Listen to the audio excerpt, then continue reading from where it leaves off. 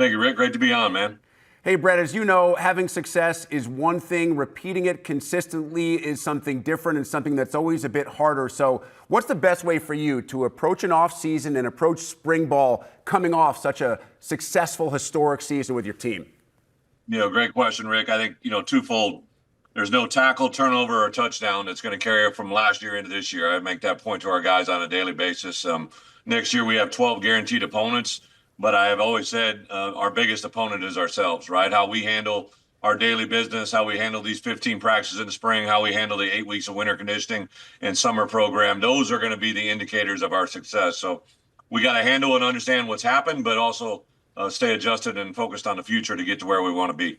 Always helps when you have guys back who know how to win. You return 18 starters, I believe, from the Citrus Bowl roster. Where do you think that experience and maturity kind of manifests itself the most during the offseason?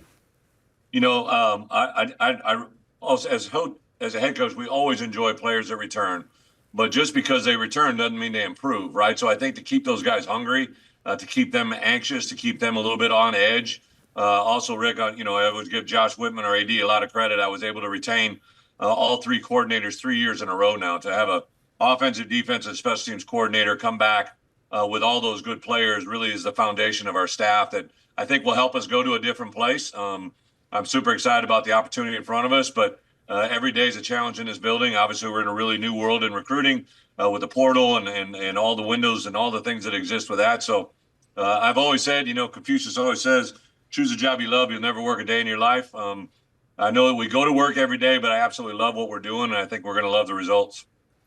Coach, I think I can tell you that's officially the first ever Confucius reference that we've had here on the Big Ten Network, and I'm not that surprised that it comes from you.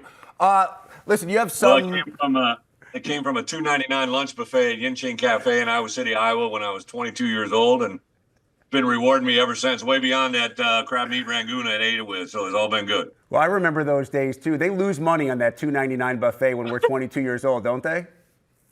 I had about $50 to my name, so I made it last, I promise you. It was a good day. All right, Bret, back on the field, you do have a handful of guys who are limited by injury. That's always a story during the spring. Unfortunately for you, I know most of them are minor, but you're getting ready for practice 15 of 15. What will that practice look like for you guys? Yeah, we unfortunately, or fortunately, however you want to phrase it, we had about 10 guys get postseason injury or postseason surgeries. About a half a dozen shoulders, had a couple ankles, a couple knees.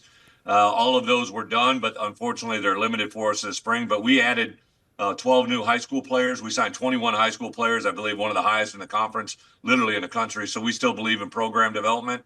But we also added 12 portal guys. So 24 new guys into our program. Got about another 9 or 10 joining us in June.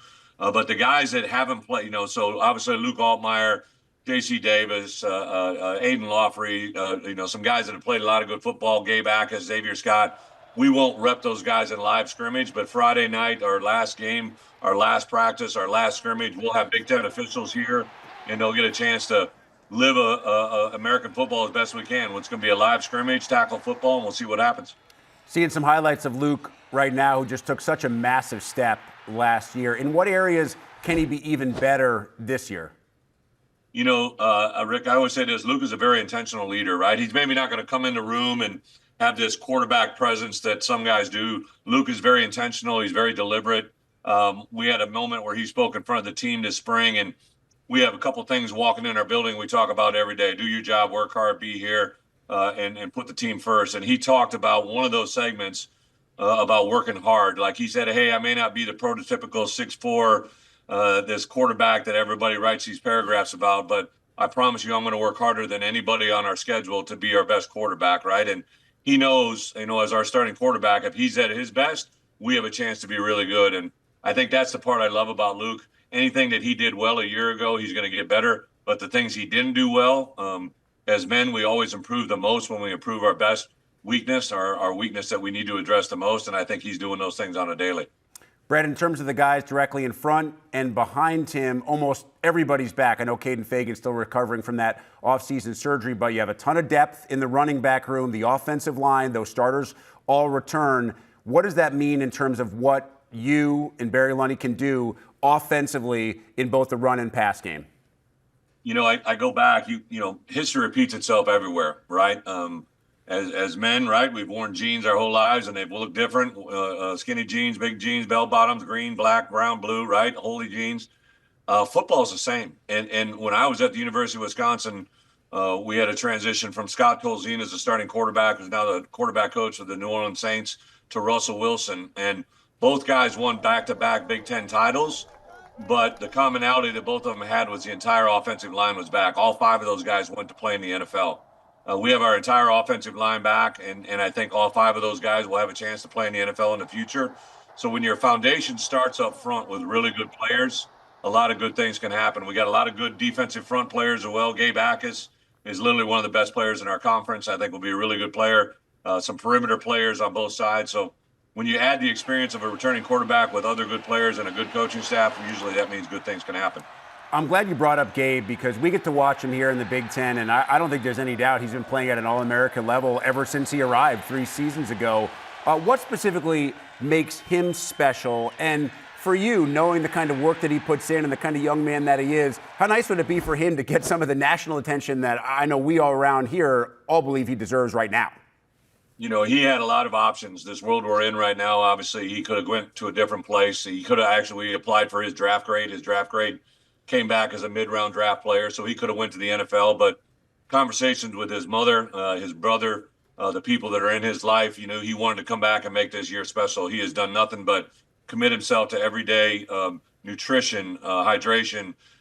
Every time you see him, he's carrying around a gallon water jug because he knows hydration's huge. He looks like a Greek god. He just looks together in a better place. And his play level, his intensity, his play level, his play speed. Brought in a couple other coaches, Trent Harris, who actually played for the Giants and the Patriots. Alex Panos are kind of a double-headed monster. They're coaching him. Brought in Joe Kim from the New England Patriots, who is a pass rush guy that's literally helping everybody on our football team. So, but I would tell you the best story about Gabe Akis, I just see a random tweet on a Sunday afternoon where he's driving by a Girl Scout setup where a bunch of girls selling Girl Scout cookies. They don't know who he is. He doesn't know what he is.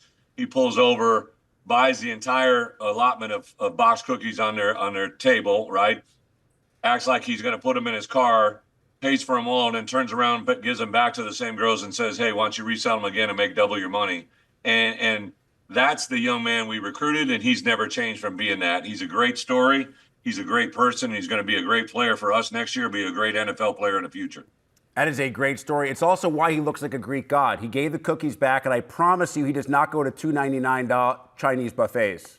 No, he did not, and I definitely would have kept the tag-alongs for sure. So, like, he's a better man than me right away. Oh, we have the same taste in Girl Scout cookies, Brett. I love it. Let's finish here. I know you have games to worry about first, but when I looked at your schedule, how cool is it that your first 2 home conference games are against USC on homecoming weekend and Ohio State on Hall of Fame weekend? That comes up against the season last year that we saw and the fan interaction that you guys had inside Memorial Stadium that was absolutely second to none.